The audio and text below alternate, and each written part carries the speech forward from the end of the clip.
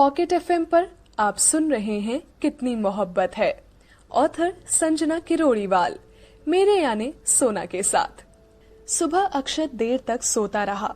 उसकी आंख तब खुली जब उसकी मौसेरी बहन की 7 साल की बेटी काव्या ने आकर उसके दरवाजे को पीटते हुए कहा, मामू दरवाजा खोलो ना। अक्षत आंखें मलता हुआ उठा और आकर दरवाजा खोला। अपने सामने काव्या को देखकर उसके चेहरे पर प्यारी सी स्माइल आ गई। उसने काव्या को अपनी गोद में उठा लिया तो काव्या ने उसके गाल पर किस करते हुए कहा, गुड मॉर्निंग मामू। गुड मॉर्निंग मेरी क्यूटी पाए। अक्षत ने भी जवाब में उसके गाल पर किस करते हुए कहा तो काव्या खिलखिला दी और कहा, आप गंदे मामू हो, इतनी लेट तक सोते हो। अच्छा, मम्मा कहाँ है तुम्हारी? अक्षत ने कहा, नीचे। काव्या ने कहा तो अक्षत उसे गोद में उठाए नीचे आ गया। काव्या के मम्मी पापा तनु और रोमित नीचे ही थे। अक्षत ने काव्या को सोफे पर उतारा और तनु और सोमित के पांव छुए। तनु अक्षत से पूरे 6 साल बड़ी जो थी, पांव छूना तो बनता है। सोमित ने अक्षत के कंधों पर अपना हाथ रखते हुए कहा, और भाई साले साहब, क्या हाल है आपके? बस सब बढ़िया जीजू, आप लोग कब आए? अक्षत ने सवाल किया। बस अभी कुछ देर पहले ही। तू तो भूल ही गया ना बहन और जीजू को। तनु ने अक्षत का कान पकड़कर कहा, मम्मा मामू को दर्द होगा, आप उनका कान क्यों खींच रही हो? छोटी सी काव्या ने कहा, बेटा तेरा मामू थोड़ा शैतान हो गया है, हमसे मिलने तक नहीं आता, इसीलिए इन्हें सजा दे रही हूँ। तनु ने कहा, अरे दी डोंट वरी, 2 हफ्ते बाद सीधा वही आ रहा हूँ इंटर्नशिप के लिए। अक्षत ने कहा। तनु, अक्षत और सोमित तीनों सोफे पर आ बैठे। काव्या अक्षत की गोद में आकर बैठ गई। तनु ने अक्षत से कहा, किस चीज की इंटर्नशिप है तेरी? LLB करने की सोच रहा हूँ दी। अक्षत ने कहा, बहुत अच्छा आइडिया है, दिल्ली में तुम्हें अच्छा कॉलेज मिल जाएगा। सोमित ने कहा, हाँ जीजू, तभी तो वहां से इंटर्नशिप करने की सोच रहा हूँ, उसके बाद कंप्लीट इंदौर से कर लूंगा। अक्षत ने कहा। रघु सबके लिए चाय नाश्ता ले आया। अक्षत ने चाय का कप उठाया। सोमित और तनु ने भी चाय ली और पीने लगे। सोमित जीजू खाने पीने के बहुत शौकीन थे।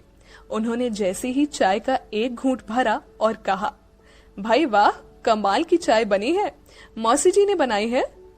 नहीं, मीरा दीदी ने बनाई है। पास खड़े रघु ने कहा। मीरा? ये कौन है? तनु ने हैरानी से कहा। निधि की दोस्त है दीदी, यही रहती है। अक्षत ने कहा। रघु वहां से चला गया तो जीजा जी ने अक्षत को कोहनी मारते हुए कहा, सिर्फ निधि की या तुम्हारी भी? क्या जीजू आप भी? अक्षत ने नजरें फिराते हुए कहा। अरे भाई, हमें भी मिलवाओ अपनी मीरा जी से। तनु ने अक्षत को छेड़ते हुए कहा। दी, ये ज्यादा हो रहा है। अक्षत ने चिढ़ते हुए कहा। अच्छा बाबा, ठीक है, मिलवा तो दो। तनु ने कहा। तब तक हाथ में प्लेट लिए मीरा खुद ही वहां आ गई। सफेद चूड़ीदार और हरे रंग का दुपट्टा, कानों में मैचिंग झुमके और बालों को गूंथ कर चोटी बनाई हुई थी। उसने प्लेट टेबल पर रखी और जैसे ही जाने लगी, अक्षत ने कहा, मीरा? उसने धीरे से कहा, ये तनु दी है, मौसी की बड़ी बेटी, और ये जीजा जी। अक्षत ने कहा, नमस्ते। मीरा ने दोनों हाथ जोड़कर कहा। जीजा जी तो बस उसे देखते ही रह गए। सिंपल सी मीरा सादगी में भी कितनी खूबसूरत लग रही थी। तनु ने कहा, वहां क्यों खड़ी हो, आओ बैठो। मीरा चुपचाप आकर तनु के बगल में बैठ गई। काव्या अक्षत की गोद से उतरकर मीरा के पास आई और अपना हाथ उसकी ओर बढ़ाकर कहा, hi, my name is Kavya. So sweet name, हमारा नाम मीरा है। मीरा ने काव्या के दोनों गाल हल्के से खींचते हुए कहा। तो मैं आपको मीरू कहकर बुलाऊं? काव्या ने कहा। मीरा ने हाँ भर दी तो काव्या उसकी गोद में बैठ गई। अक्षत ने काव्या को घूरा तो उसने कहा, घूर क्यों रहे हो, आप भी आ जाओ इस साइड। चलो, आपके लिए हमारे पास चॉकलेट है। मीरा ने उठते हुए कहा तो काव्या उसके साथ चली गई। जीजू, तनु और अक्षत वहीं बैठे बातें करते रहे। विजय ने सगाई में बस कुछ खासी मेहमान को बुलाया था। दोपहर के खाने के बाद जीजू अर्जुन और विजय जी के साथ इंतजाम देखने लगे। राधा ने सुबह ही मेहंदी भिगो दी थी। उसने सबसे मेहंदी लगाने को कहा और खुद भी लगा ली। काव्या सुबह से अब तक मीरा के साथ ही थी, एक बार भी तनु के पास नहीं आई। घूमते हुए तनु ऊपर चली आई। कमरे में आई तो देखा काव्या सो रही थी और मीरा उसे थपथपा रही थी। तनु ने धीरे से कहा, सो गई? मीरा ने उसे कंबल उड़ाते हुए कहा, तुम्हें परेशान तो नहीं किया ना इसने? तनु ने प्यार से कहा, अरे दी नहीं, ये बहुत स्वीट है। मीरा ने मुस्कुराते हुए कहा, नीचे चलते हैं, मौसी वगैरह सब मेहंदी लगा रही हैं, चलो तुम भी लगवा लो। तनु ने कहा तो मीरा उनके पीछे पीछे चल पड़ी। दोनों नीचे चली आई। तनु पहले से मेहंदी लगवा चुकी थी। उसने मीरा से कहा, मेरी मेहंदी सूख जाए फिर तुम्हारे हाथों पर मैं लगा दूंगी। मीरा ने कहा, तुम बहुत कम बोलती हो, ऐसा क्यों? तनु ने सवाल किया।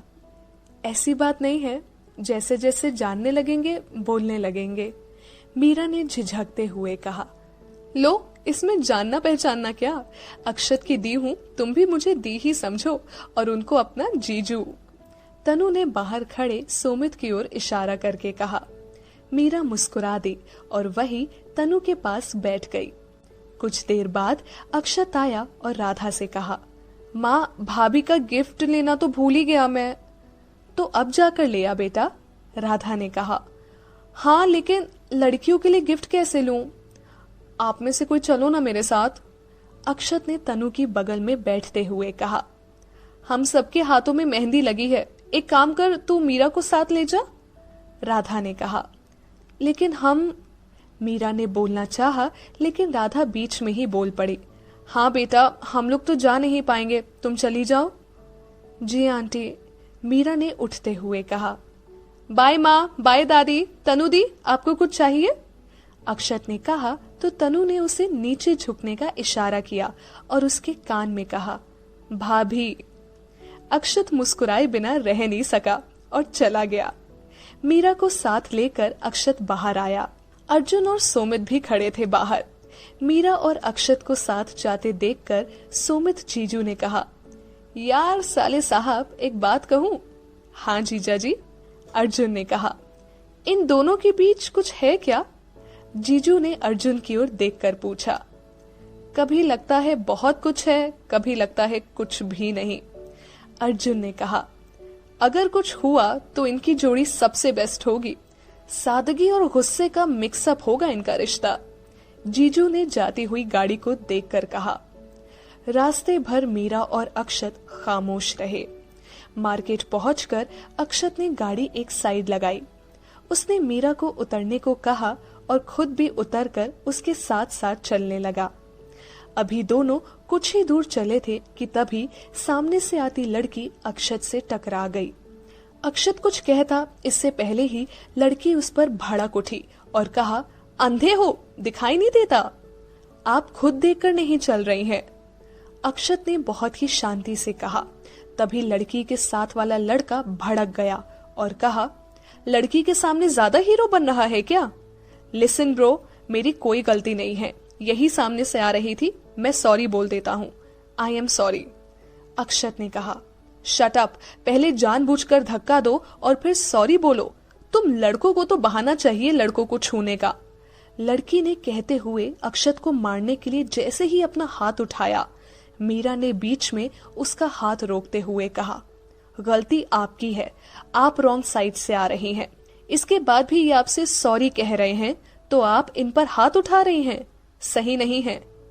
तू होती कौन है बीच में बोलने वाली? कहते हुए लड़के ने जैसे ही मीरा के कंधे पर हाथ रखना चाहा, मीरा ने उल्टे हाथ से एक थप्पड़ लड़के को गाल पर मारा। लड़का नीचे जा गिरा। मीरा ने लड़की का हाथ नीचे किया और कहा, आप लड़की हैं, इसका मतलब ये नहीं कि आप किसी पर भी हाथ उठाएं। वहां से हटकर मीरा लड़के के पास आई, पंजों पर बैठी और लड़के के होंठ से आया खून साफ किया और फिर उसकी कॉलर ठीक करते हुए कहा, गलत बात पर किसी का साथ देने वाला भी उतना ही गलत होता है जितना गलती करने वाला। लड़कियों पर हाथ उठाना मर्दानगी नहीं होती। सॉरी सिस्टर, लड़के ने मरे हुए स्वर में कहा। मीरा उठी और अक्षत से कहा, चले। मीरा आगे बढ़ गई और अक्षत हैरान सा उसके पीछे पीछे था। उसे तो यकीन ही नहीं हुआ कि मीरा ऐसा भी कर सकती है। मीरा के इस नए अवतार से वो बहुत हैरान था। उसने मीरा के पास आकर कहा, तुम ये सब? मीरा ने अक्षत की आंखों में देखा और कहा, सिर्फ नाम से राजपूत नहीं है, किसी अपने के साथ गलत हो तो नहीं बर्दाश्त करते। तुम्हें समझना मुश्किल है, अक्षत ने कहा। धीरे धीरे समझ जाएंगे, मीरा ने कहा और आगे बढ़ गई।